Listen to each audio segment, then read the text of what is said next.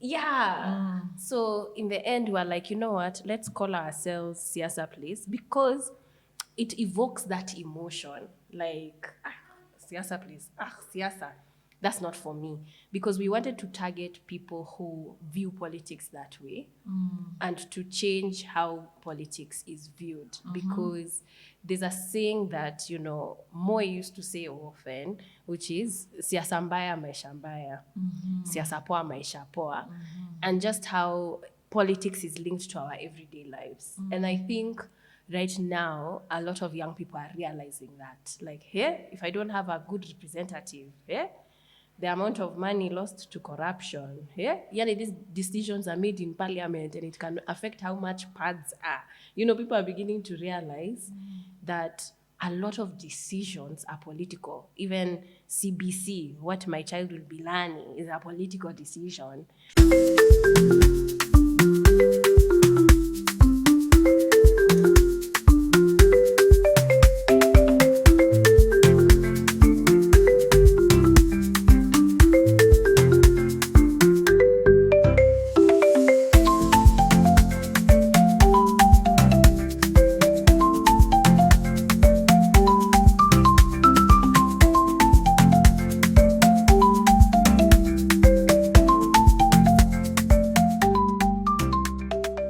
Ladies and gentlemen, mabibi na mabwana, welcome to another episode of You Create Impact.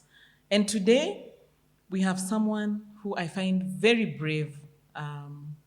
She loves politics. She'll introduce herself and tell us more about her work at Siasa Place. Welcome, Nerima. Thank you. Thanks for having me, Sylvia. My name is Nerima Wako Ojiwa, and I would say I am a political activist. And I have not always loved politics, but it somehow fell upon me. And I am the director of Siasa Place, which is a youth organization that I've been running for 10 years now. Great. She looks like she came straight out of high school, guys. 10 years. Take us a little bit back to when you were young. Yeah. What kind of household did you grow in? And how do you remember life those days? I would say that I grew up in a very, I don't want to say boring, but a very just a safe, very leveled upbringing. So I'm the third in a family of four. But then the gap between me and my sister is more than 10 years. Okay. And so I felt like I'm a firstborn again. I to understand. my to my younger brother, because both of my siblings were already like in uni by the time I was growing up. So I would say that I came from a home where I was very, very, very, very sheltered. And I also had parents who did the best that they could to shield us from what actually happens in their world. So that was my upbringing. I really began to see, maisha inaweza kuwa ngumu when now I was entering 17, 18, when I was way older. Yeah. And what were the first shocking things about real life? Because growing up in this space where every argument is kept out of your view, people's actual faces, you don't get to see those.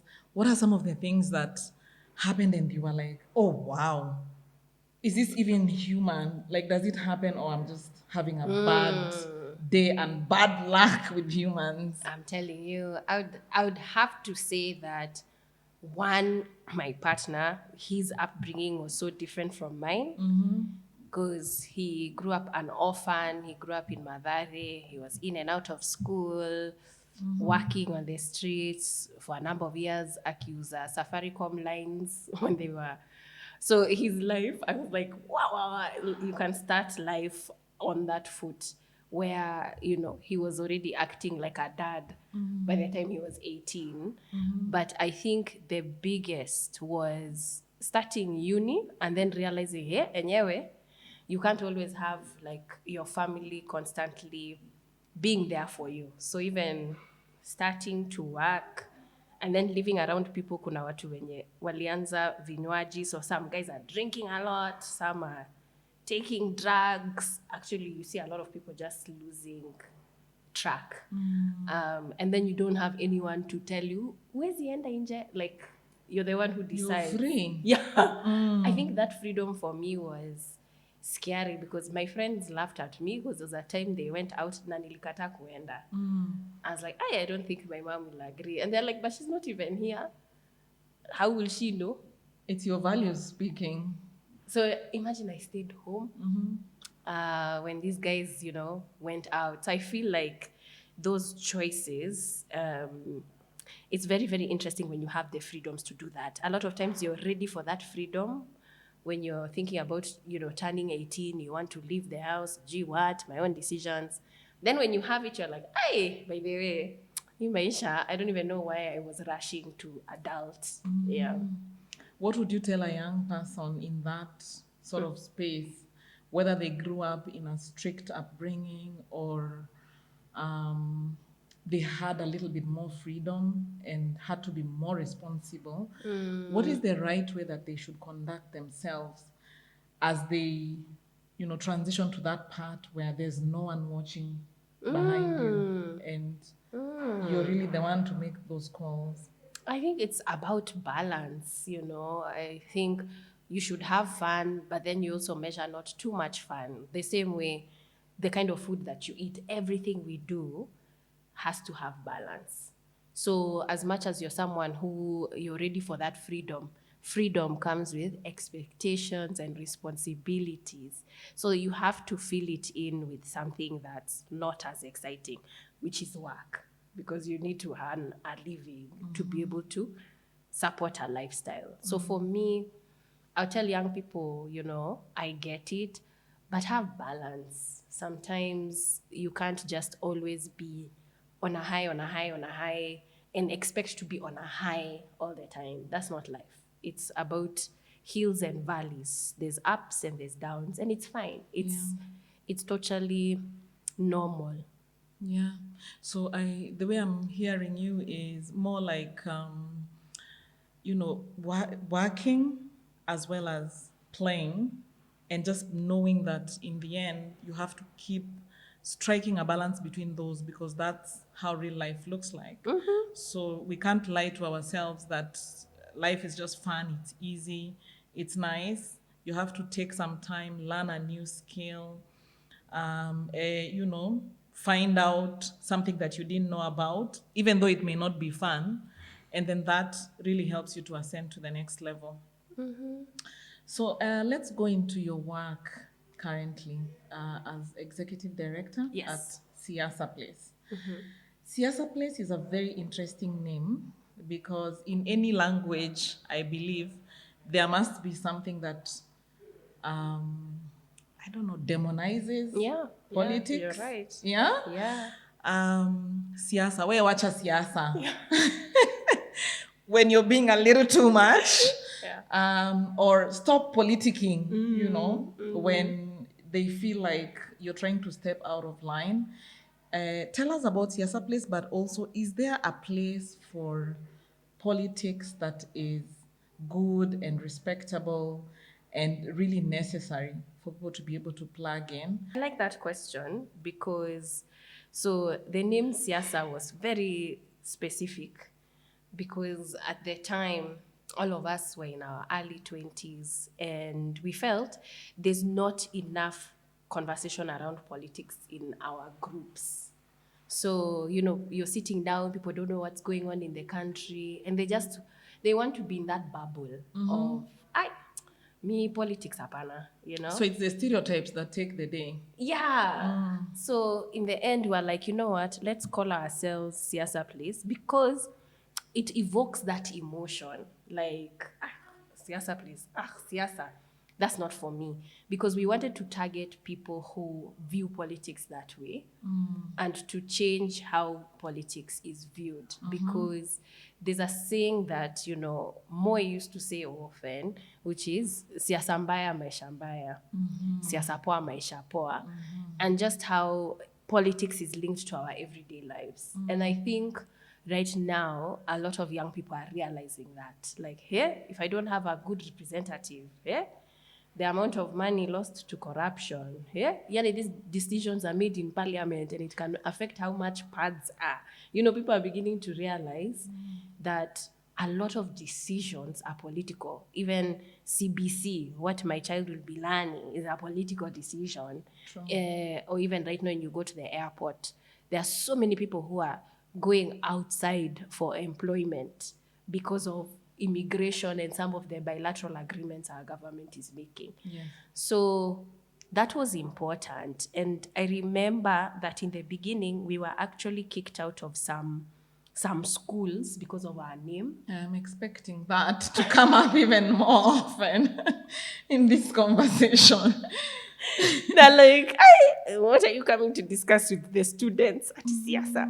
So we realized actually this mindset is not just with young people. Was there anyone from those schools who changed their mind and called you later? One of the schools has never called us back. But I would say out of the 5 who rejected us at first, the other 4 did. And so even now, the kind of reputation we've built over time, people know us differently now. We still get confused for being a political party sometimes. But then we normally work with all political parties. Sure. And we encourage young people to join political parties and to engage and participate.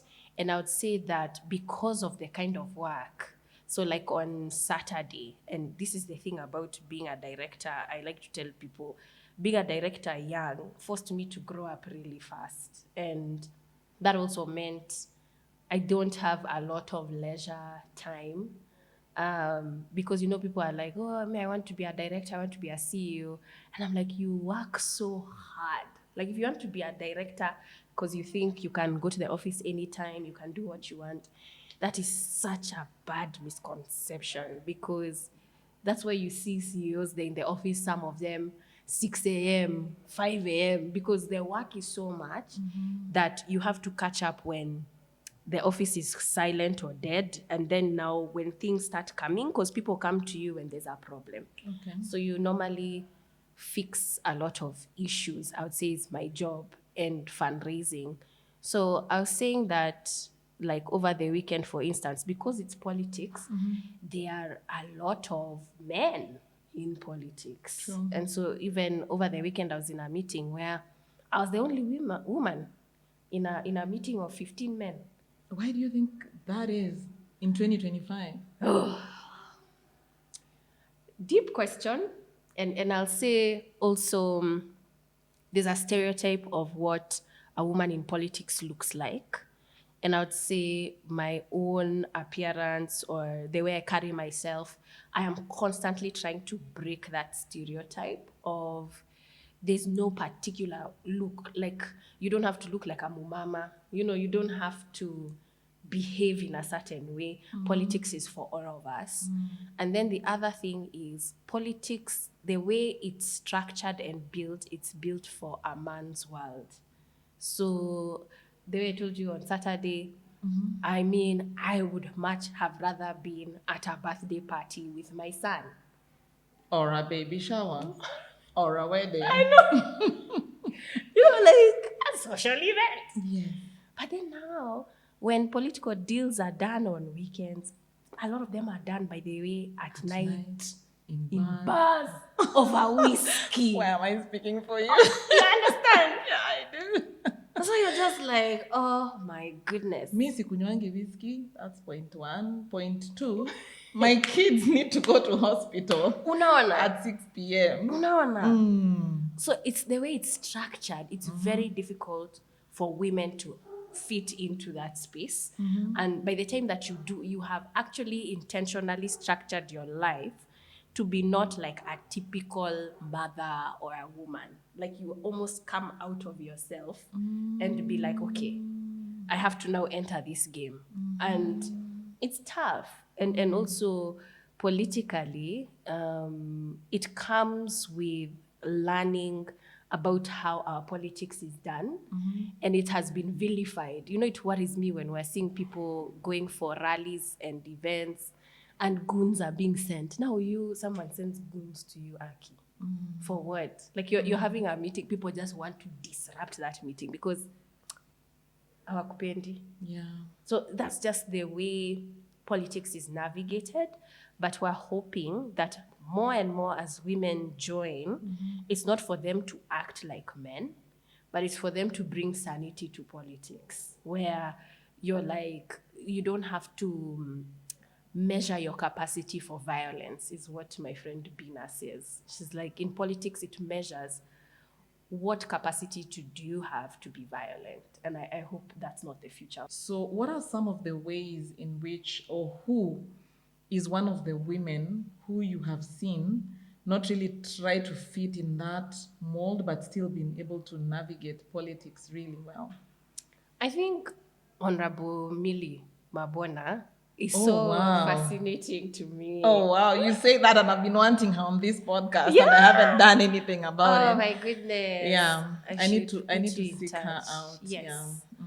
I think the way she navigates politics, it's humorous, and also in a way she has found her footing and her voice, you know, because even like the likes of Honorable Martha Karua, there are some ideas that you can learn from women who are trailblazers, who have found their own space where you can't really act like her. It's like, this is how she will defend an issue on the floor, and if she has an opinion about something, she will stand firm and speak to that opinion. And I think that's so important for women to have, because you don't want to be controlled, and a lot of times, especially when a lot of women are entering politics through nomination, it becomes very difficult for them to Feel like they belong, imposter syndrome. yeah, because even they are bullied, because it's like hata kuna mtu alikupigia kura. Yeah, so it's actually a very difficult space to navigate, and I think certain positions, there's such a high bar, and I find it unfair, because what I'm afraid of is the stereotype that women who are in politics, you have to be crazy, you know, this element of she's wild, she's a wild card, like you can't control her. You know, Can I use the word bad girl? We love you, Millie. I mean, I'm just like, oh my goodness, it's like they're creating this narrative that it has to be this psychotic women. Is there one? Okay, I think Mother is soft, but also she's been in the business for so long. So long. Is there one upcoming one that really comes out to you? Like, this is someone we can emulate. I know you're also like that, by the way. You're also soft. Yeah, I'm and easy. You will not find me in conflict. Yes. Yeah. Is there anyone like you that you know? I really like Nerima Honorable Gashiri. I think she's smaller than me. I'm petite. She is petita. Yes. But she has managed to be this strong force in Kirinyaga. And I think she has also found her footing without necessarily having that aggressive, crazy side to me. I think she's someone to watch out for in politics. Yeah. Now let's run to your T-shirt. What's up? Voices for Change. What is Siasa Place trying to do? And what are some of the key aspects of your work that have kept you busy this last couple of months? So this is from a program of ours called Strengthening the Power of Youth Voices. And we are currently in about 6 counties with this work.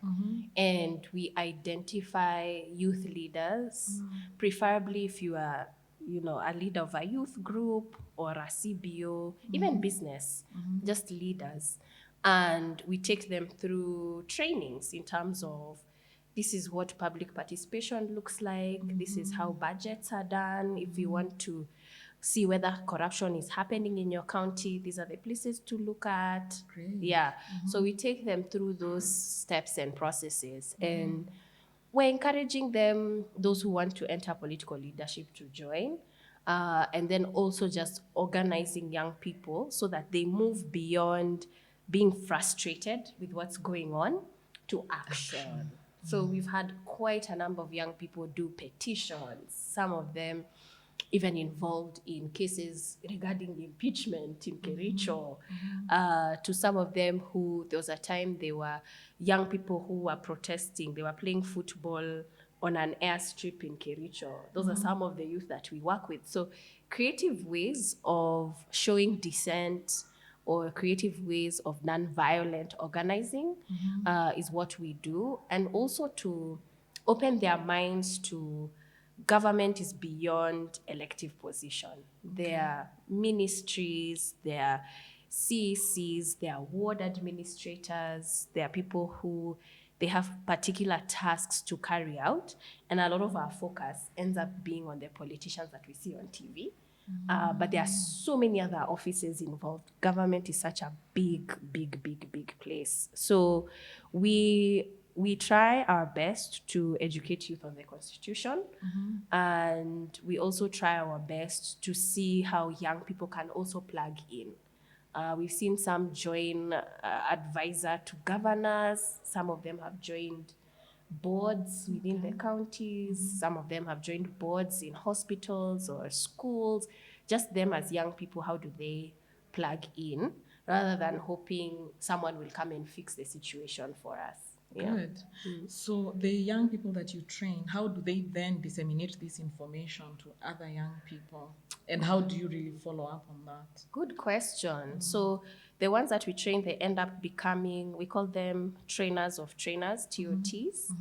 And they end up hosting their own barazas where they can invite from 30 to 100 people in the community and identify an issue that they want to highlight together. So we've had issues like stalled hospitals, to some hospitals having resources to build a maternity wing and no maternity exists, to access to water, to sewage lines open. So whatever they, as a community, collectively decide, our issue, for instance, is a stalled health facility. So they'll follow up. Was this resource ever given to this facility? When? Under whose leadership? Follow up what happened. Let's do a letter together. Let's highlight this issue. Let's tag the relevant offices. So that's the follow-up. And so the CBOs that we've talked about, they decided to look at the health facilities in their ward. Okay. And so you would see even that picture that was taken was for a gate belonging to a facility. And they actually posted now in their WhatsApp group that, I followed up with this facility. There's supposed to be resource that was supposed to be shared here. If you look at that image and trace it back to who was the first to post it, it actually came from a CBO, a community-based organization. Working with Siasa. Yeah, Okay. in Kericho. So there are so many of those, and we've seen even markets, like markets not having toilets. Imagine you have a whole market for up to 2,000 vendors, and there's no toilet. But money was put there to put toilets in place, and resources went. So what happens in that case? We have had instances of people actually suing government and questioning assemblies. Where did this resource go? And some individuals actually have cases. And sometimes just putting that on social media and shedding light to it goes a long way, because we've even had members of parliament reach out to us personally. Some of them actually go and show up. And it's surprising that sometimes they have no idea it's going on, while sometimes they're the ones who are involved and implicated. So normally, government acts really fast when you put light. You saw what happened after people talked about The it. shopping. You saw the next day there was a gazette about. Absolutely. So they act really fast when they see, this thing has reached social media, which is something that we have learned, that we have an administration that's very reactionary, and they don't like negative limelight at all on any social media. Or at least we can say they try to help resolve some of these challenges, yeah? Yes. And who has been the most responsive legislator in your experience? Surprisingly, it's people like Salasia. Like he will he will come and comment on some of our posts. Like I'm going to that school tomorrow. I'm gonna check this. Yeah, and we've had a lot of MCAs even in Kakamega who have really come out in support and even challenges on roads and things like that. So I'd say it's from MCAs to MPs, but a lot of the people who have been in the front line is members of county assembly. I would say Kakamega and Kericho and Homa Bay are three of our most active counties. Great. So that sounds very positive. I think I've had, well, weird accidents in terms of a border guy like driving directly toward me. Yeah. So I've had that happen 3 times now. And I do know that there are times when I feel like I'm being followed. That makes sense. There was actually a time we were at Uhuru Park. We had taken my friends and I. Then all of a sudden you just feel like, oh, something's not right. Then you look around you and you realize, oh my gosh, we're actually being monitored. There was a weekend I was so sure I was going to be arrested. I mean, there were even signs in terms of, where were? You're moving too far. So I had even like mentally prepared, and so I would say that that's there, the fear is there. And it's also been a year where we have been through trauma. Because even this morning I was talking to a friend of mine when Buni was abducted in Tanzania with Agatha. And quite a number of our friends and colleagues were with him when that happened. And just the conversations that we were having in some of our groups, it's a very scary thing to have someone that you know closely to just go missing. Yeah. I don't think a lot of Kenyans can even experience what that means and what that does to you, because you know that if you stay silent for more than 3 days, that person can actually be gone. So you have a very short window of making as much noise as possible and asking people to retweet and share and where is this person, produce this person, because once it passes that gap, it's a very high possibility that you're never gonna see that person again. So I think it does do something to you, but we continue somehow. There's a lot of Kenyans who are passionate about the country, and I get so encouraged, especially when I see young people questioning. So it doesn't become, nyinyi ni wale watu wa activism, sijui what, you're paid to make noise. So to see citizens questioning for me, especially young people, I'm like, wow, this is amazing, because we all just want a better Kenya at the end of the day. Yeah, but the fear is there, but we do things in fear. That's where you find courage. So what we say. Okay. Yeah, so maybe delve a little bit into Siasa Place. I don't think we've done justice to maybe someone who's never heard about Siasa Place, or probably someone who knows your work but may not really be privy to what are the most exciting things going on around that space. So Siasa Place, you can, follow us everywhere from Facebook, Insta, TikTok, X, we're everywhere. And we have a lot of monthly events, from soccer tournaments, and within those soccer tournaments, you can get to meet the CBOs that we work with. You can also get to meet us, and we normally have different activities and events, from educational forums to networking forums. And I know, especially as we're getting closer to elections, we're doing a lot of ID registration, encouraging people to register. And we're also doing a lot of voter registration for people to get ready to come out and vote, and to also get their peers to do that. And in some instances, we have seen where there's a long waiting period for ID. So we're thinking through taking legal action in terms of How can you give someone a waiting card for even 6 months, some even 3 years? And how is it that there are some places in our country people get their IDs in a week? So that fairness is what we're pushing for. I would say that there are young people who are interested in writing or in even learning how to articulate issues and even attending public participation forums. We normally share when it's happening around you in whichever county. And I would say register to even get the newsletter because we advertise opportunities and we also advertise educational material and even trainings that you can be a part of.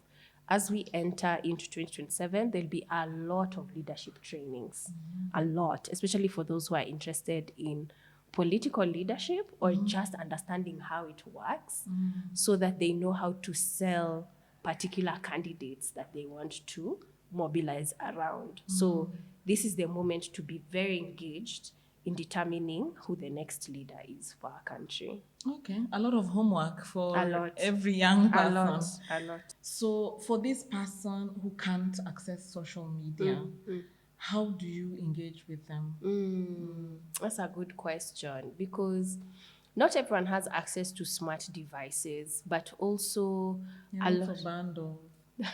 Yeah, you brought that up. By the way. Yeah. You brought that up. But then, so it's very difficult because all of our advertising is on social media, but a lot of our engagements are in rural areas. And we normally meet either in a school, a primary school, or a church setting because of the field or a social hall. And how do you mobilize in those spaces? Through the youth leaders of the CBOs. Okay. Yeah. So the young people need to connect with a youth leader. Like if you're not connected to a youth leader, find a way to make that happen because this is how you learn not only about Siasa Place, but I imagine that they also carry so many opportunities. They do. And ways that young people can engage. That's the fastest way to get connected. Yeah. That's true. So you do travel a lot Yes. for work. What is it that you're doing out here? And a lot of people want to know, like, how is life out there? I know you've done it for so long, but you know, there's that travel 101 that you can give for someone who's never done it, is aspiring. How do you, as a professional, show up?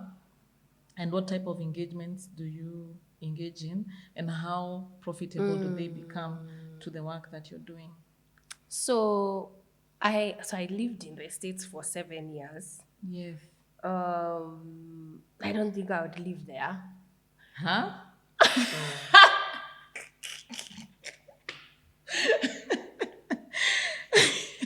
Yani after umeshachovya asali, how you don't want others to do it? Because, okay. And you know, I wish this conversation, by the way, Kenyans in diaspora could have honestly. Like, the thing is, America works because it has systems. And when you work hard, you're rewarded for that work. I just wish Kenya had a straightforward system like that because the frustration is some of the most hard-working people in Kenya. There was a time I was in a hotel in, where is it even?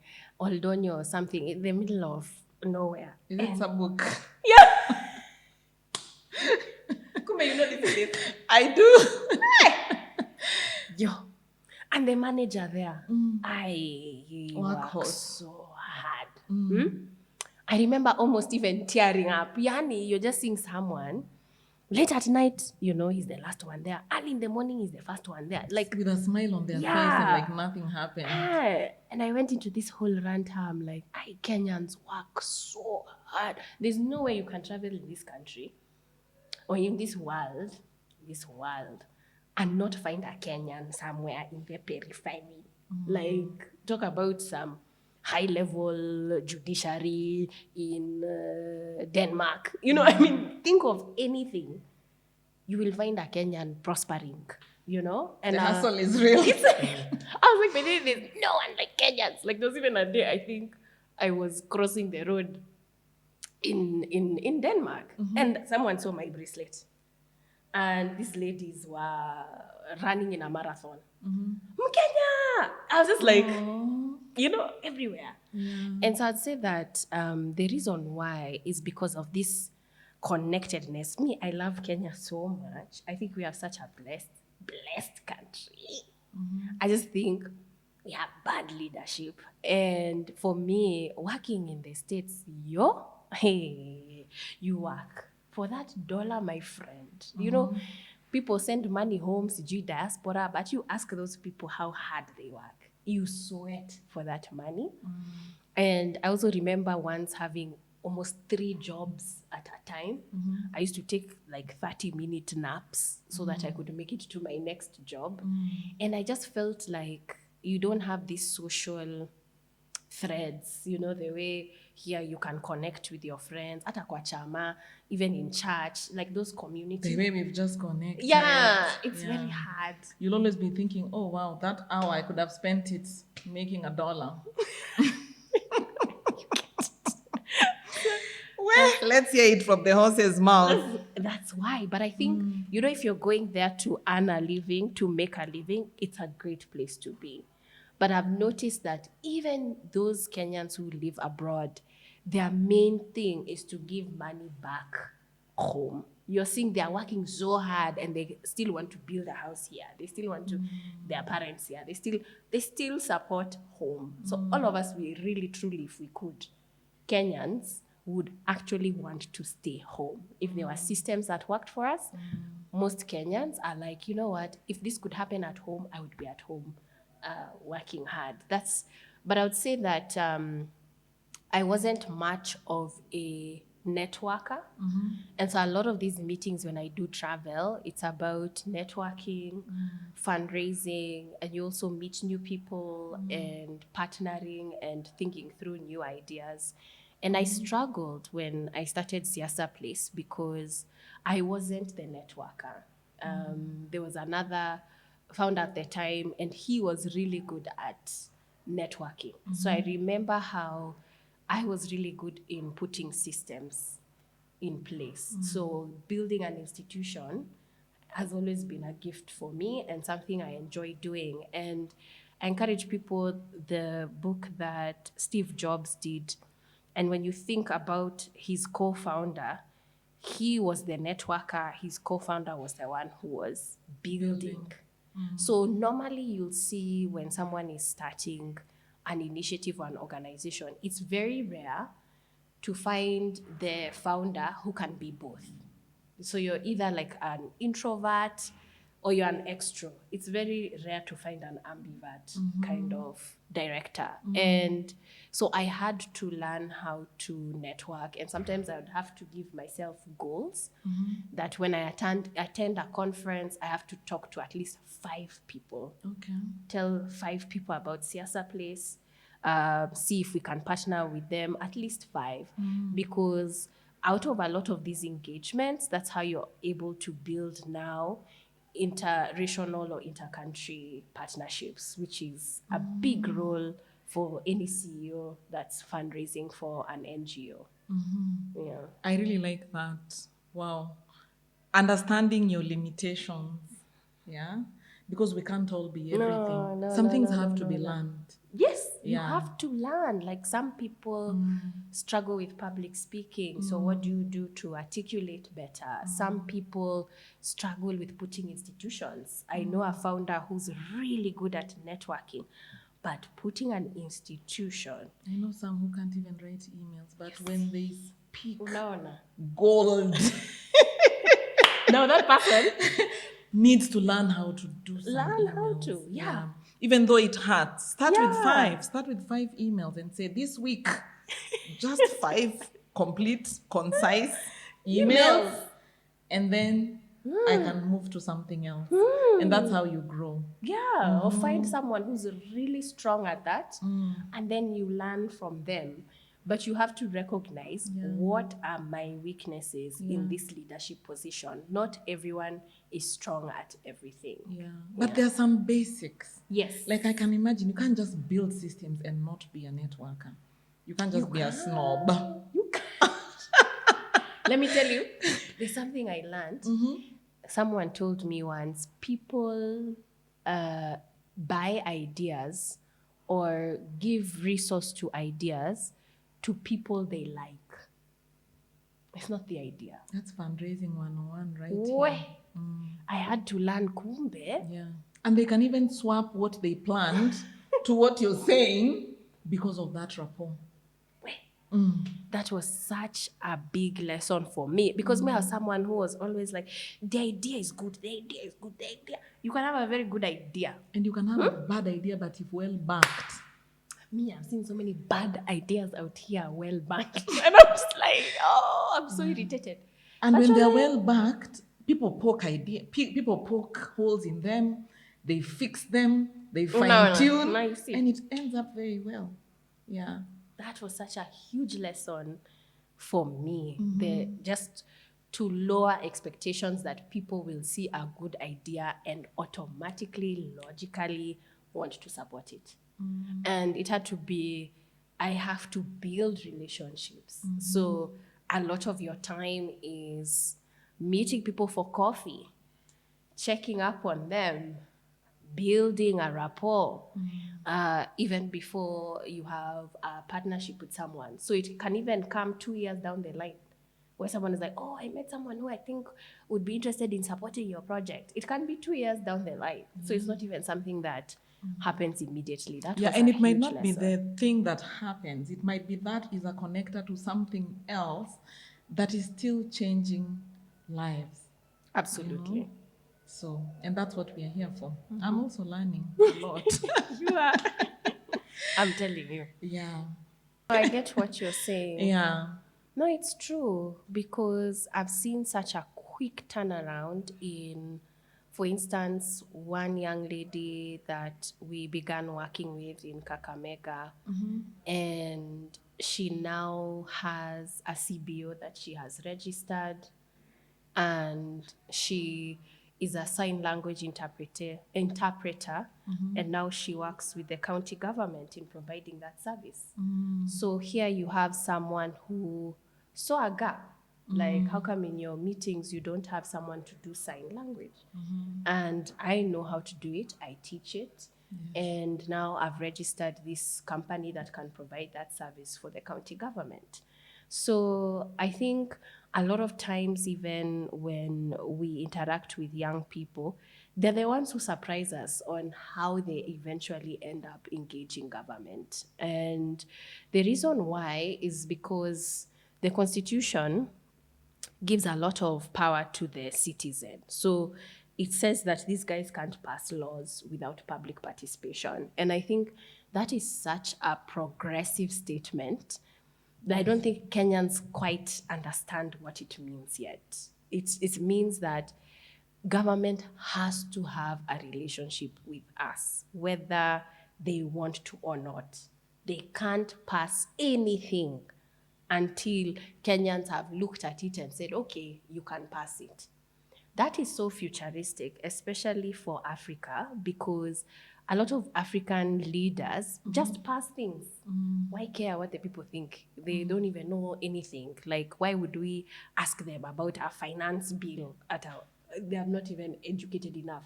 But the Constitution has said, no, this is laws for Kenyans. Kenyans have to participate and give you their opinion. So a lot of times when we do expose them to some of these things, their creativity in terms of what they see as important, some have even created platforms to engage with government, has always been so fascinating. So it's not always you have to go for political leadership. No. Well, like, there are so many opportunities to engage that we are not taking full advantage of this constitution that was, basically created for us 15 years ago. So that's something that I'm really excited to see where Gen Alpha will take us. Okay. Yeah. Good. Yeah, I really like that on public participation, and I wish a lot more people made time to participate instead of complaining after the fact that, hey, how did this happen? Those things are in the media, guys. Find the information if it's in a location near you. attend, give your points, and then see what happens. And I really like how, people like you break down information, because sometimes there are people who will see a document and they're just like, hey, this thing, maze, it's too broad, it's too, because some of them can be expansive and some of the jargon used is legalese. And so I really like when I see people using platforms, podcasts, TikTok, breaking down things like, this is what this means, this is what this means, this is what you should look out for, this is the problem here. That's so important. And I feel the last 2 years, we've seen a lot of people coming out more and breaking down bills and policy and information, because some of these meetings, they advertise them so fast that they're like, we're having a meeting in 2 days. So it's even hard for some people to join. But we've seen people creatively use live streaming to share some of these meetings and events. So you don't have to be physically there, but there's other people who are able to follow and break it down now for the larger populations to now go and disseminate. Okay, Kenyans and using social media very well. They're trying. So it's all work. Huh? Work. What do you do to play? I'm not doing enough anyway. So I am really someone who I enjoy watching series. Honestly, it is garbage. Let me not even lie. I'm not even going to tell you I'm watching something that it's not. It's a lot of drama TV. Netflix. No, I had to even remove my Netflix. But I watch it Addiction. on... You know me very well. I'm those people who I can be. And then the problem with Netflix, you can just keep watching something. Next episode. And the weekend is gone. Next. Yeah. So I just... And then when you finish, the word you used, garbage. In the end, you're like, this is where we were going. So I just removed Netflix. So I watch series on YouTube, because at least I have to wait till next week for the next episode, but it's not anything educational. And I also enjoy cycling. I like riding a bicycle, especially like in the woods. I know it sounds kind of funny. We can call you a tomboy at this point. I know, maybe someone look at me like, what is this girl? Like. But I really enjoy just being in a forest. I really like Karura. Yeah, and what's happening with Karura, by the way? What's going on? They're putting tarmac roads in there. And by the way, Karura Forest should not be going to e-Citizen, even me there. How do you just decide to do something like that? My goodness, our poor trees that have been there for decades, different species, just going like that. I'm just Akiwangare Madhai. I just don't know, man. She must be like just in her grave, like all this work, and people are putting sijui roads and houses and hotels. Yeah? No. So for me, honestly, green spaces are so important, because they also help with helping me just take a deep breath. Because sometimes politics can make you very emotive. Yeah? You can be really supporting a candidate here, and then the next thing you see, they're friends with each other, and people have actually lost their lives and gone because of a political stance you had. And all of a sudden you forget those people even existed. So politics can be quite draining. So I look for ways to just have outlets and to just release. So being out in nature helps me do that a lot. Wow. Have you seen a therapist lately? Lately, no. Sounds like you need one. I'm not think so bad.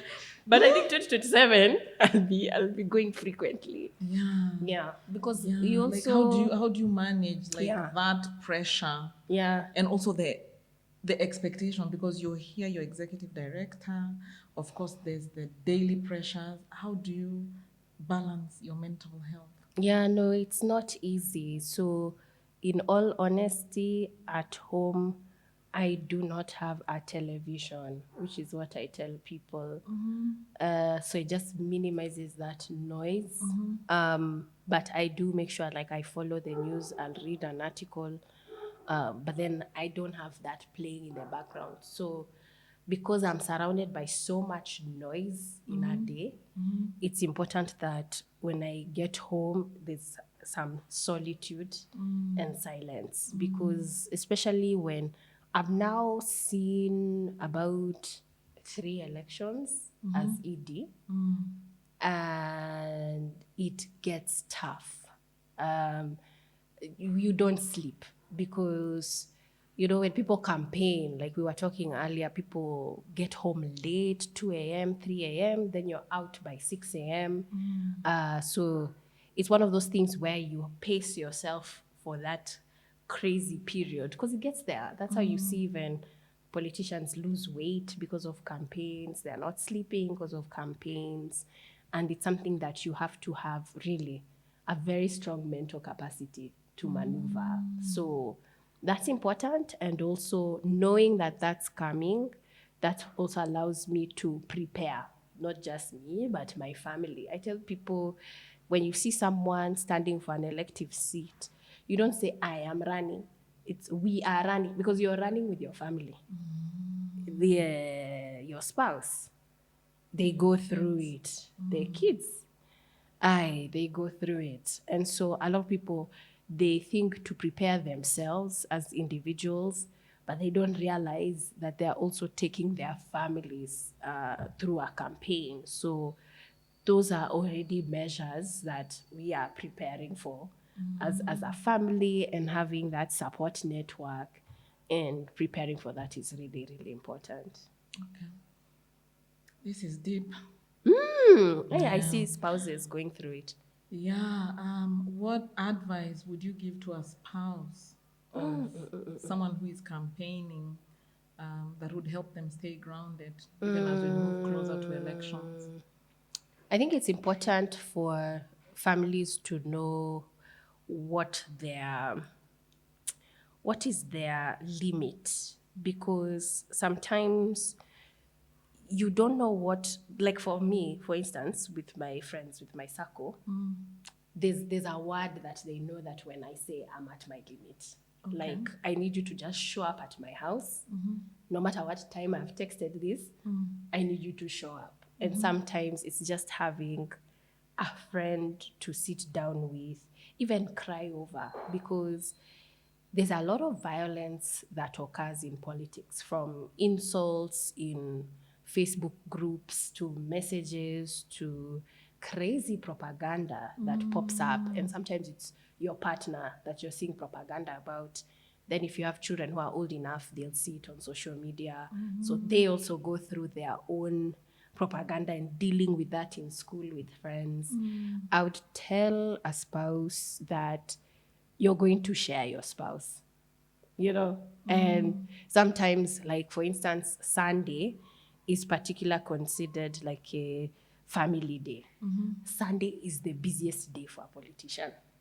That's when they go to the different churches, they do harambes. Sometimes they can visit 3 churches in one Sunday, because that's where they campaign. So just count that family day out. So you also have to now restructure what family time looks like. You also have to restructure what spending time looks like, because their phones will not stop ringing. When politics starts, everyone anakupigia simu, mheshimiwa, mhesh, you know, buy us tea, buy us. And that, if you are just not prepared for this phase of, I am not going to see them for a long period of time, it hits hard. And a lot of times spouses are not prepared. It comes as a surprise, because even people visit your house and you'll have lines of people, and the expectations are you serve them tea, Interesting. you feed them. Yeah. They don't care where you got the food from. It needs to be provided. People can't leave your house without something. And so even understanding those expectations, that's why I was saying you're not running alone. You should just be like, we are running. Yeah. Yeah. Yeah, and for the politicians themselves, what message would you send them, with regard to how to best conduct themselves even as they prepare for elections? I think for politicians, this is an exciting moment because we are on to change. There's something that's happening. There's a transition of power. I think that the protests showed that there's a vacuum. And for a lot of young leaders, they are searching for that identity of being recognized as a leader. There are going to be a lot of new faces in our politics in 2027. The new young people are going to join politics. And I think that's very exciting. But because, especially when it comes to resource, you're competing sometimes with people who have millions. So they are able to flood, with merchandise, with rallies, with what.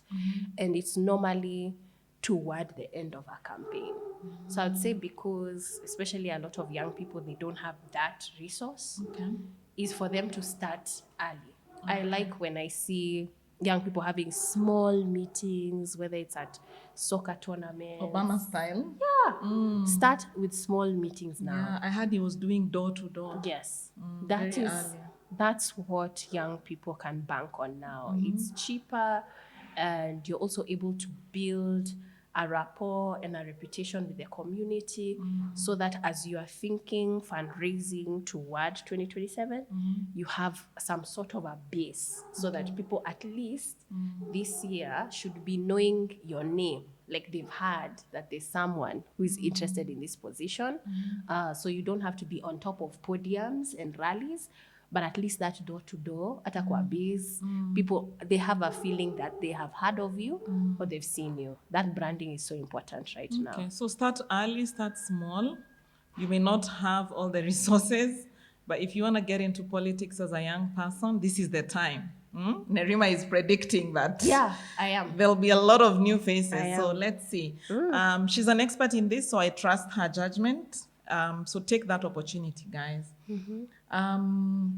Let me ask you next about women. Okay. You mentioned that there are fewer women in politics, and I would say also maybe other things. When we talk about gender, sometimes I usually look at it more broadly, to also cover these young people, to cover people with disabilities. Yeah. It's scary. I think that, especially women, the political decision is normally made later. And it's because by the time you declare, you don't really have, you are not going to have everyone support your political bid. Some are afraid of losing business. And what I've seen is that it's easier for a man to fundraise toward politics. Like people will bankroll because they're like, huyu akiingia tutakuwa na biashara za tenda. So men mobilize around that. And there's a friend of mine who's always saying that we should encourage chamas. Chamas, they'll pay towards school, housing, or a funeral.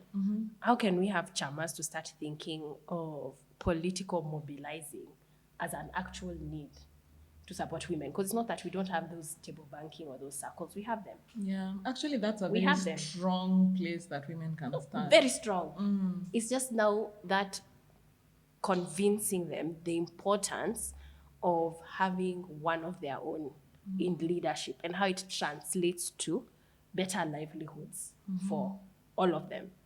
I think that's something that a lot of people are working on now. And the reason why I would say women's participation, it's increasing but at a very small rate. Because somewhere like Kericho County, there's only one woman elected MCA. One woman. In a whole county. Yeah. And that's the same for Kitui County, by the way. Nairobi, there are 5. Nairobi, the capital, there are 5. I didn't know that. But elected. It's quite low. It's very low. So even when we look at the figures of, say, members of county assembly, And we are to say, okay, if we are to look at how many men are below 40 that were elected in 2022, there are 303. 303. Women, do you want to guess? Maybe 2. Oh, it's not that bad, but not far. Not far. 14. So 14 compared to 300. Do we really need this women rep position? I'm like, you actually don't know the numbers of women who are elected. It is such a small number compared to the spots that are available. It doesn't even get to 20 out of 303. So I would say that when it comes to now gender, that's why, the conversation mainly swims toward women, because in regards to gender, women are still doing poorly. And it's important because of the diversity, and that also includes PWDs. Diversity is important because of the kind of laws that you hope they end up tabling and fronting. And I mean, they normally know so much, by the way. When you start engaging them, you're like, oh, wow, I didn't think about this. Someone like Crystal, as a nominated senator, she's done so much in such a short period of time. Yes. So you can actually see how there are some nominated members who utilize their positions very well. I'll not say for all, but there are some who are doing Crystal amazing. Asige, we see you. Oh, okay. That was a very interesting conversation. Is there anything I should have asked that I did not? Anything? I would say that not really to ask, but to encourage. There's no particular branding or face for politics. I think that's really, really important to me. I think that once we start making it about there only is a certain kind of person that goes into politics, I feel like we lose the essence of it. I think it should be something everyone is concerned about, because I normally tell people, even the economy struggles if politics is not being done well. True. So even if you're out here and you're like, I want to start a business, I want to run a business, if the politics of the day, if the government is bad, imagine you can't start anything. You can't. Like, there's so much that is dependent upon governance that we can't ignore it. It's so dangerous to ignore. And, we normally tell people, you can't build anything in an unstable country. You can't. No, you can't. Business only does well when there's good governance. So they come hand in hand, whether you like it or not. And it's to encourage people to find out what's your interest in it. Is it, media? Okay, what are some of the laws within media I should be concerned about? What did Bunge discuss when it comes to Crimes Act? They were discussing social media. And they were discussing whether if you post something like 1 term, if you should deserve a jail term. These are conversations that happened last week. People don't know. They don't. And by the way, sometimes those words come up. Like a joke even. People don't know. Yeah. But they're over there, 1 term, take 1 term. But you don't know. There are people debating whether they should hold you responsible as hate speech.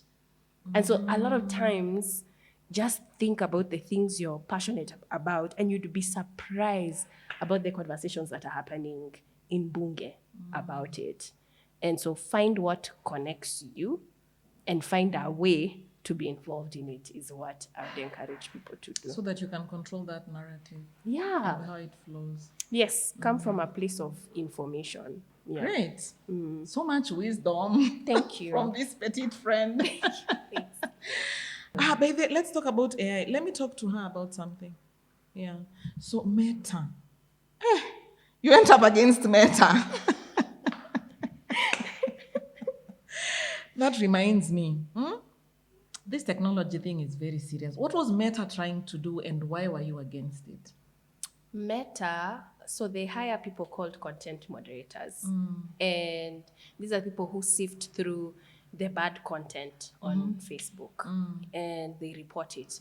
They were underpaying mainly African workers. I mean, they underpay everyone, but they were severely underpaying African workers and then not providing them with psychosocial support. So a lot of them, because of the images they have seen, would develop trauma and they were not keen to support them. But when it came to offices in other countries, they were happy to provide that support. So this is why the content moderators went to court with Meta.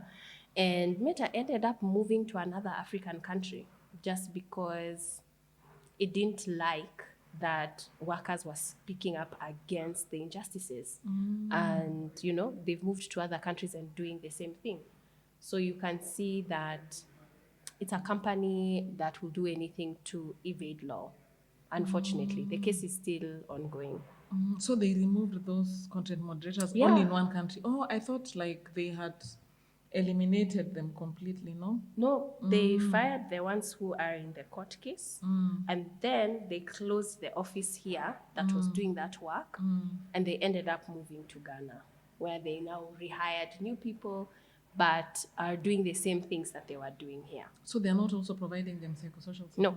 Yeah, and you spoke against that. You wrote In to fact, there's another case in Ghana because of that. Yeah, the same team. imagine. Yeah, but you wrote something to A Meta or letter. something. Yeah. Yes, so we wrote an open letter to then President Biden because Ruto was visiting the US, and we basically said that, you know, Biden was someone who got into power on labor. He really believes in workers' rights. And we're like, how are American companies in Kenya violating human rights? And, you know, something needs to be done with Meta. So Meta has been doing a lot of this in many countries. And it's something that we should be concerned about, because even when you talk about AI, a lot of the building, even of ChatGPT, happened in Kenya. It's Kenyans who feed into the system, it's Kenyans who experiment with the system before it's exposed to the rest of the world. Yeah. But we're finding that a lot of these Kenyans involved are often underpaid to do this sort of work that ends up being this massive support for the entire world, but off of the backs of Africans. Yeah. So how can, you know, we be more assertive so that we are compensated better, and not just in these instances, but I mean, what are some of the things we can do so that going forward, and these are normally young people sitting Very on desks young. for You're very right. long hours, You're can be right. compensated better. I would say that there's the Africa Tech Workers platform. If you just go Africa Tech Workers, they have a website and they also are on social media. And they are a network that is in the process of forming like an association, because this is something you can't fight on your own. You have to join like an association or a union, a collective, to be able to now bring these issues to the table. So even there are certain bills that are going through Senate and Bunge that discuss AI, that discuss labor, and where are the workers or where are the people who benefit from this labor in those discussions. I would say entering through those mechanisms is the low-hanging fruit for any young person who's interested in this conversation. Awesome. Yeah, I really love that. Any other parting shots? I would say that I also have imposter syndrome. It's not that I'm the most confident person in the world. And I say this to encourage people, because sometimes, you know, people look at me and they're like, how do you do it? How did you do that? And I'm like, even me, I'm wondering sometimes. And it's okay to not always know. And I would say that discipline and consistency have really, really helped me. So I'm someone who truly believes in that. Yeah. I love that, because to be honest, when someone sees you, you look so confident in yourself. Well, you should see the way I'm and your African panicking. hair and the way you're... Those days normally I'm not even eaten. I don't know when I'm in media. at times you're like, what am I even going to talk about? And then it comes. Actually, I believe there's a gift in showing up. Just showing up and then having the right heart for something. It really takes you there. I swear. Thanks for sharing that. You're welcome. You're welcome. You're welcome. And I'm so happy. This has been an amazing conversation. Thank you. Thanks for having me. Really. I wish you could give a masterclass on Kenyan politics. Wow, that's a good idea. Yeah, you should come here one day and give a masterclass on We Kenyan should plan. politics. Yes. Yeah, we'll involve Karim. We should plan. Yes, let's do that and have a live session where people can respond to questions. And just have another platform where people who care about impact are hearing about some of these important topics more and more. I like that idea. I think it's something that's actually doable. Yeah. I told you, when people meet face to face, flesh and blood, Partner. a lot happens. Yeah. Yeah, so let me flip the mic a bit and you can ask the question now. Oh! Yes, if you have a question. No, I do. I was going to ask you, what has been one of the challenging parts about running a podcast? I think maybe just understanding the nuances, because I just had the idea that first I want to bring people together who care about impact and expose some of these impactful initiatives so that even more people can be drawn, especially young people, can be drawn to this. But I didn't really realize that it's a whole rabbit hole in terms of putting it together. There are so many systems and structures involved that have really surprised me and kept me on my toes, literally, for the last couple of months. So one is just simple things like even getting the sound right. You know, sometimes there's construction around us. How do you, even get the sound to come out clearly? The second thing is, how do you even determine who becomes a guest here and why is it important for people? Given that it's a very young audience and very new, I'm not even sure exactly what people want. So sort of making that decision through asking questions, meeting with people and showing them some of what I've done and asking them what would you want to see again? So obviously, if you're listening, I hope you have subscribed already and you're going to give us feedback. Like, what question should I have asked Nerima, or what should I have done that would have been very useful to you? So really trying to understand the audience as well. Understanding social media. You saw how I rolled my eyes when you said you're only sharing this Tuesday infographic on Instagram. And I'm like, Instagram takes so heavy bundles. There are a lot of young people who are depending on bundles, data, to be able to access this content. So are you able to stream or share some of this information on more lighter media where they are using less resources to be able to access that? And also just, span it a little bit wider.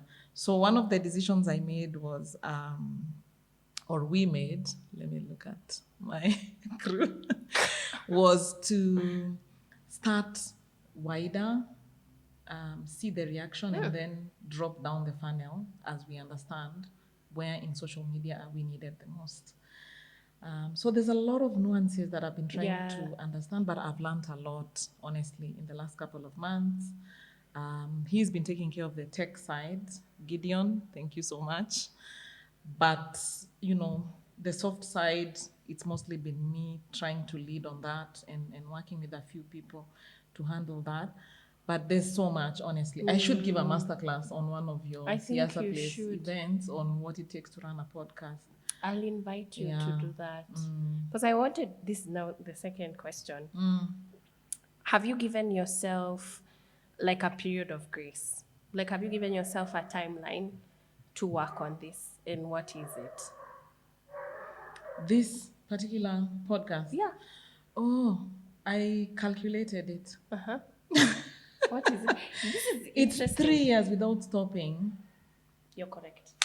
Yes. This is very important. Yes, it's 3 years without stopping. Yeah. Yeah. It should be 3 years. Yes. And then that will chart the way forward for learning and understanding. And yeah, so if I show up weekly for 3 years at a minimum, what happens next? You're on track, imagine. Yeah. Yeah, because now that timeline also really, really helped me so that you figure out. Because I received our first funding after 3 years. Yeah. Oh, the way when we look at people, we are like, at least they get some support. We don't realize there was that time when it wasn't there. Yeah. And it took 3 years of just what you're talking about, this sharpening your niche, understanding your target, understanding who you're speaking to, understanding who it's important to, and then you normally figure it out in 3 years. Then at the end of it, once you've hit the nail on the head, now you can start sailing. Yeah. Yeah, so Oh, good.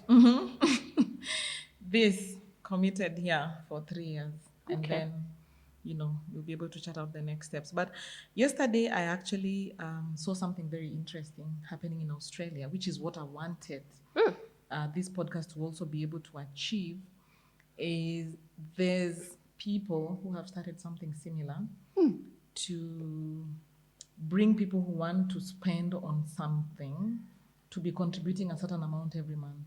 So if it's like $5 to Siasa Place, you have your people through this podcast who understand Siasa Place's work and contribute that amount. Okay, why am I saying dollars? Let me say 500 Kenya shillings or even 200 or 100. So people who commit a certain amount of money to certain initiatives. There are people who always want to give maybe children. Yes, that's so true. Someone can say, out of my daily or my monthly pay, I remove 50 shillings every month and contribute to this initiative. Because we've had this aid conversation for so long, and the direction is just that even if aid is a supporter to government programs, somehow it needs to be very locally driven. And the money is here. It's here. There are people who can be able to do that. And What if a we all, crowdsourcing. yes, like if we all come to, like we do it during Matanga, Yeah, like we do such a we good do. job. We As do. you were saying, even to politics, We do. there are people who may want to support a certain politician to be able to achieve a certain thing. But because this politician is not able to, cover all campaign costs, that could be an impactful space where people can contribute and really make it happen. Yeah. So that politics, yes, stops having a face and a certain financial level that you need to be where you are. Yeah. I think it's possible. I think that's so futuristic. And I feel I've seen Kenyans contributing. Like even there's a bail campaign we are doing where young people were being arrested for attending Mandamano. And we were able to fundraise over 3 million on TikTok. Yeah. And now about 200. I'm impressed actually. I never heard about it. Yeah. We have about 286 that we have supported. And they are now out. They are waiting for their court cases, but they're out on bail. And this is from the goodwill of Kenyans. Yeah. By the way, Kenyans contribute if they see and, that and there's a people cause. think it's futuristic, but the Kenyans have been doing it for long. They've been doing it. Kenyans for Kenya, Kenya Red Yes, Cross. that's true. Yeah, and they're doing a lot.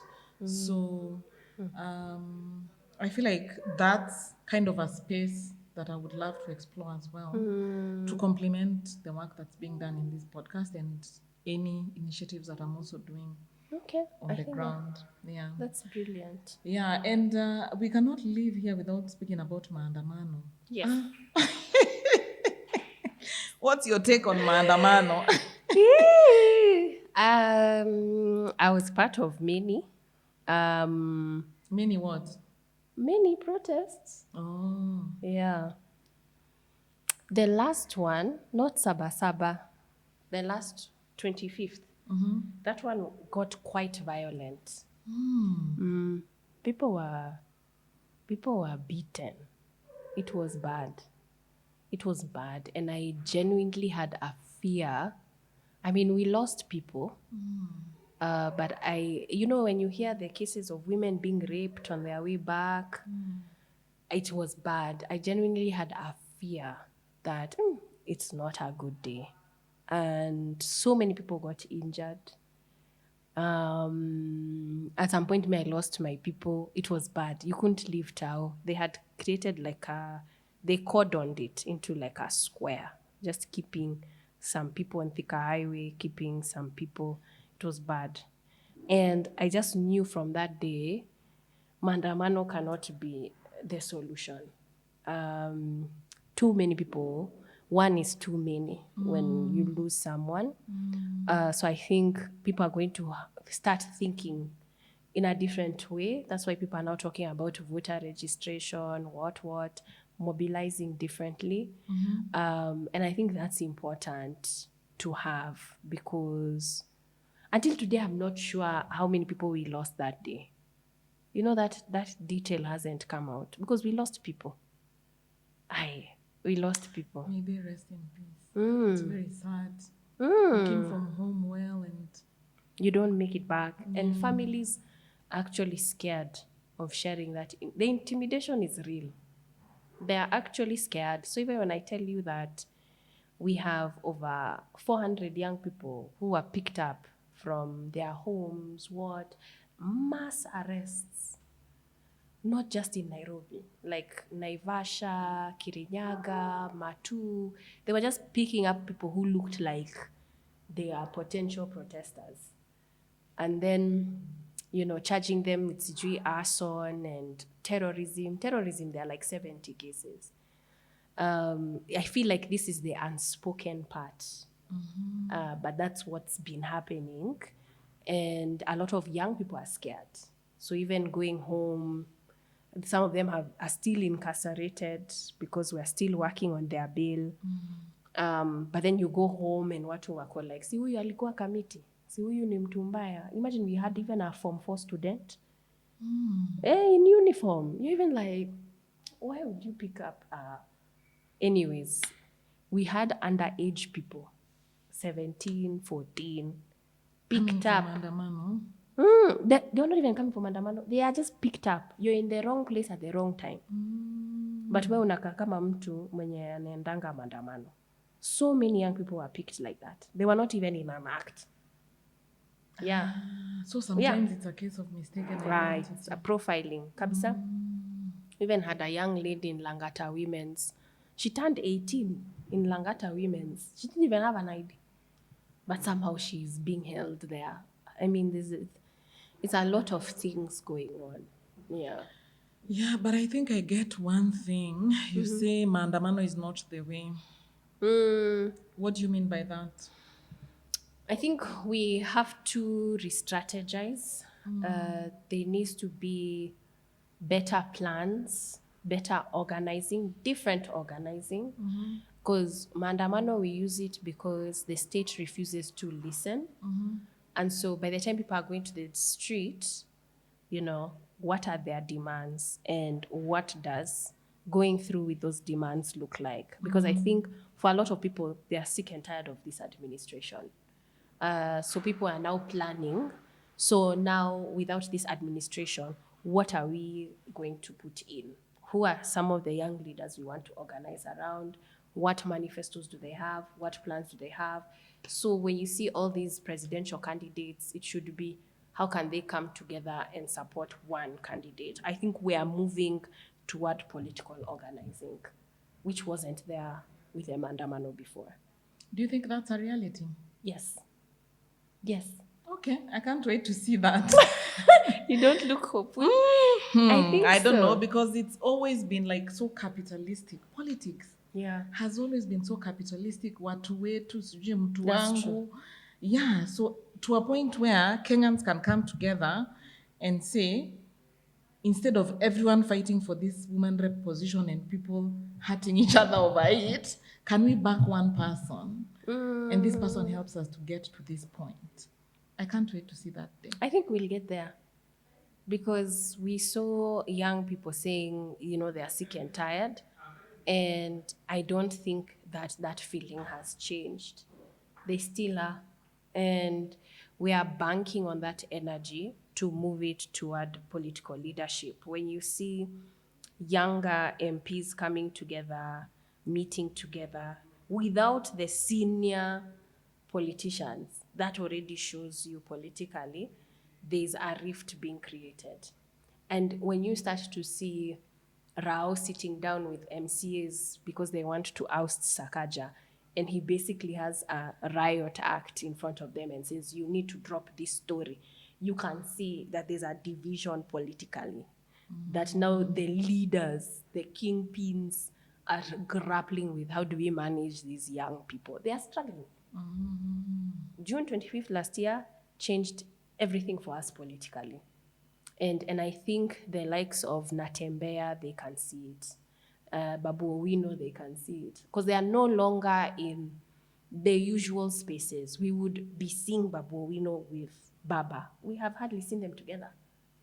Because he can see, I'm seeing there's a different wave. And may I want to be part of this different wave. So it's exciting.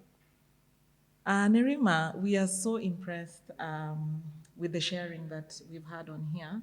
But I also wanted you to share about your US experience. Like, since going in, how did you get there? What were you doing? And what can people learn from that experience?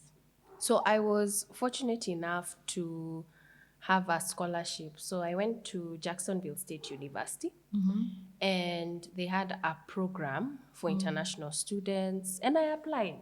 I applied and basically wrote an essay in terms of what it is that I want to do with my education.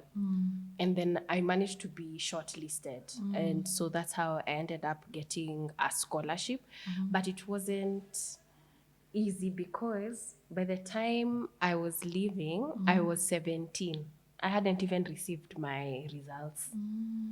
And so it was very interesting that I was able to be accepted without my High school results. Yes. So I ended up doing my SAT, which is an examination that you can do here.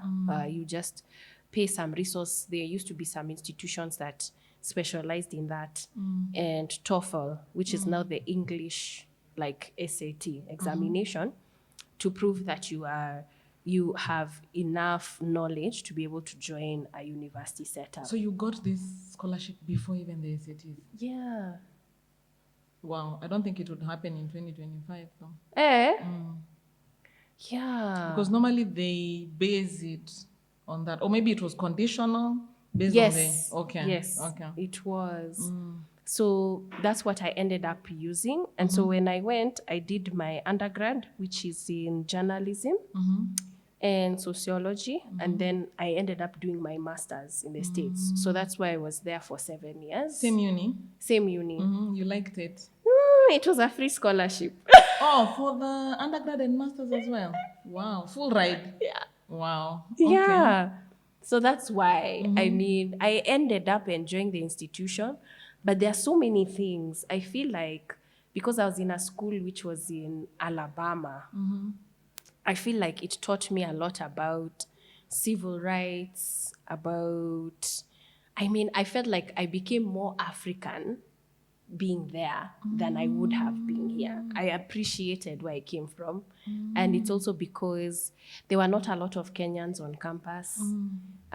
It was predominantly a white or a Caucasian school. And that's when I started getting involved in student government.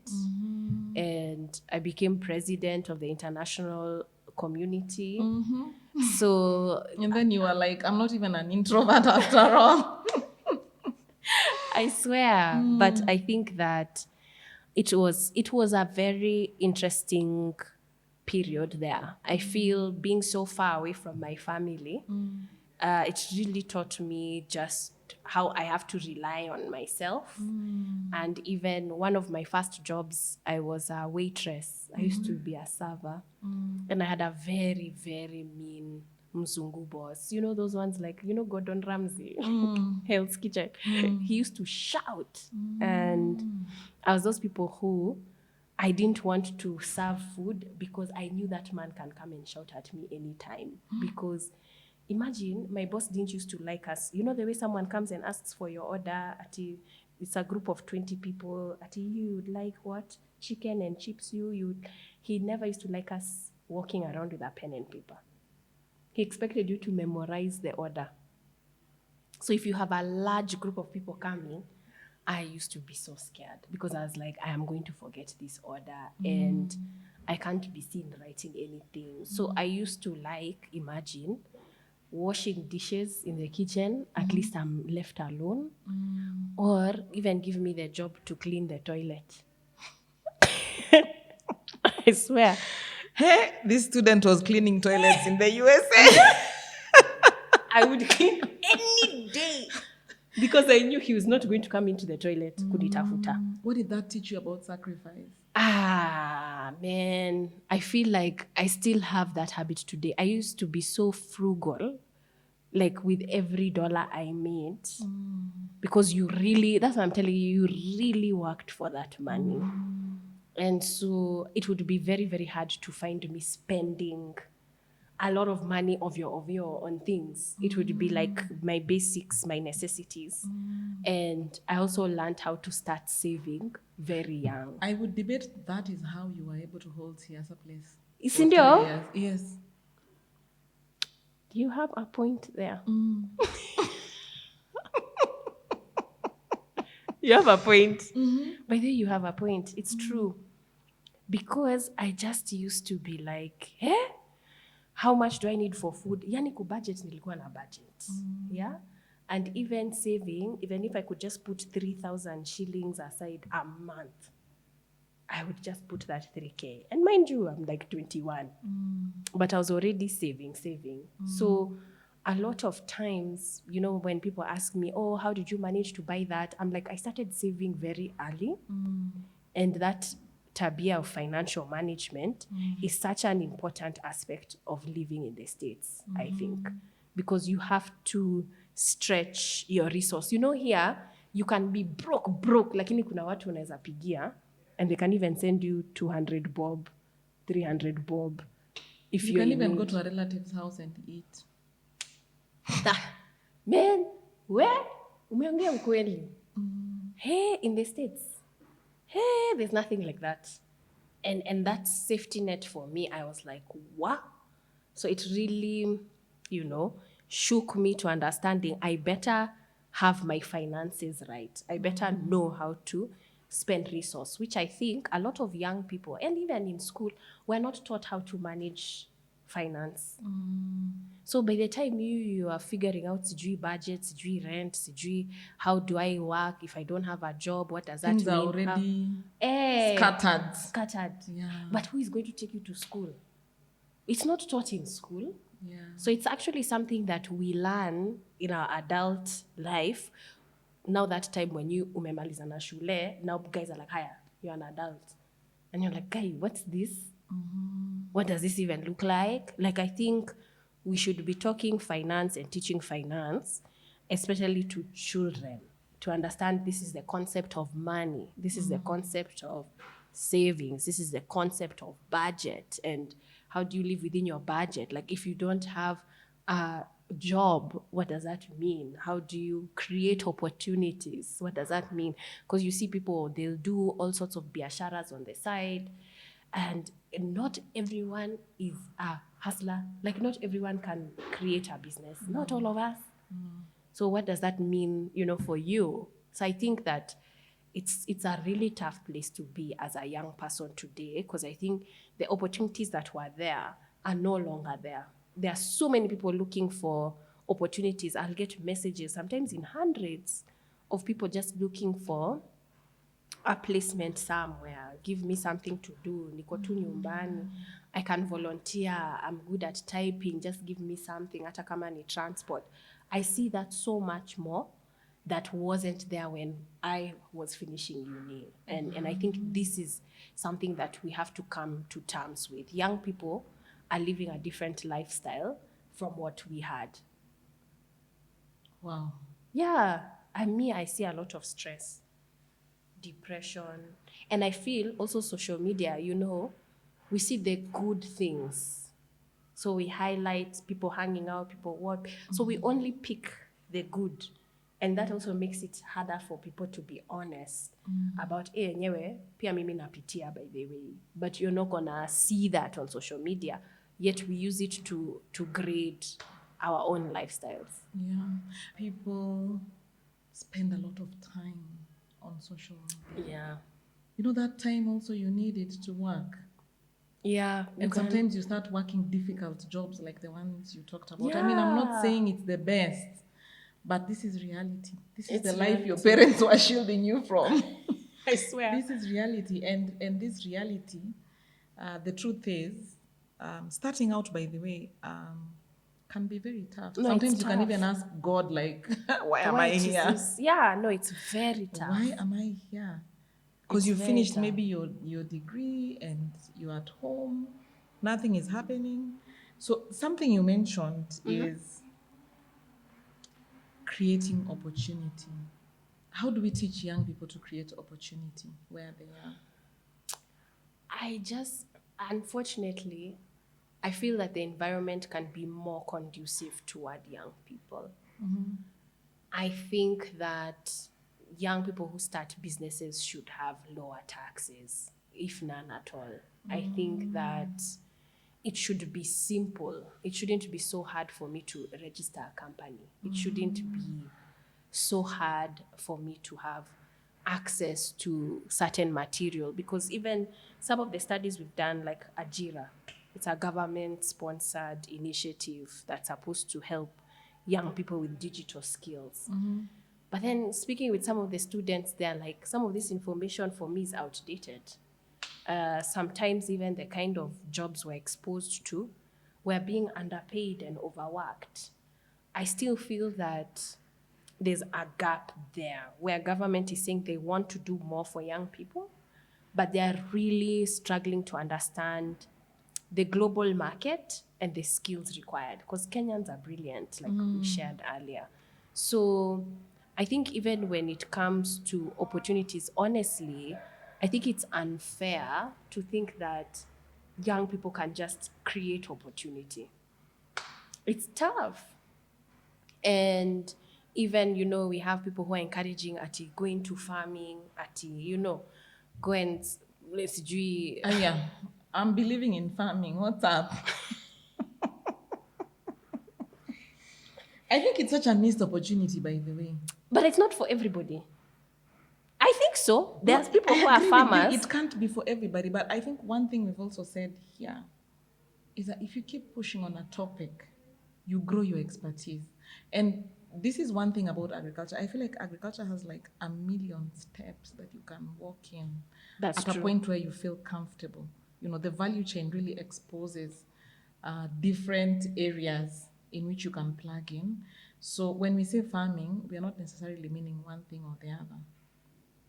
What farming are you into? The basic farming. Okay. The basic farming is like kulima na jembe.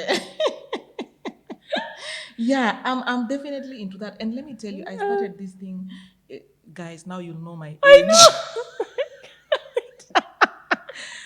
I did not realize the potential of farming. I started in 2021. Oh, wow. Yes.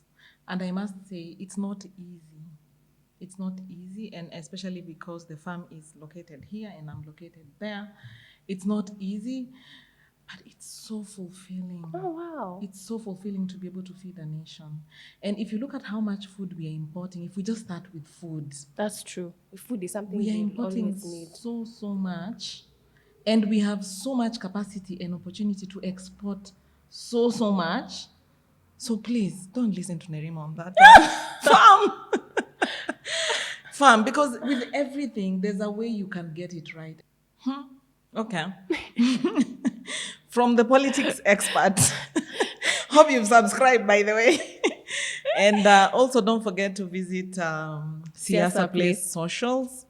Their name is so simple, so don't say you forgot, but we will definitely have that, their handles on this video.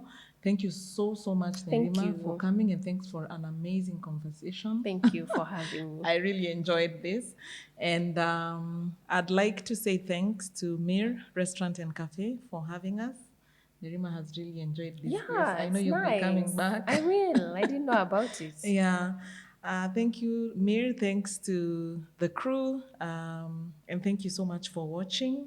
If you have any questions, please reach out specifically to Siasa Place. They'll be able to link you up with, civic and governance resources that may be relevant to you. So see you on the next one. Bye.